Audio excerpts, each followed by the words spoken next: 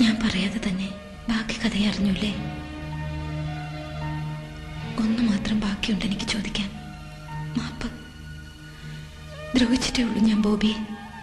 അന്നും ഇന്നും എന്നും വേദനിപ്പിച്ചിട്ടേ ഉള്ളൂ ഞാൻ ബോബിയെ. അന്നും ഇന്നും എന്നും. പക്ഷെ എനിക്കറിയാം എന്നെ എപ്പോഴും ഇഷ്ടമല്ലേ? എന്തൊക്കെ സ്വപ്നങ്ങളാണ് നമ്മൾ ഒന്നിച്ച് നെയ്തത്. എന്നിട്ടും ഒരു നിമിഷത്തിന്റെ ആവേശത്തിൽ ഞാൻ ബോബിയെ വിട്ടിട്ട് പോയി. ഒന്ന് യാത്ര ചോദിക്കാന്ന് മര്യാദ പോലും കാണിക്കാതെ.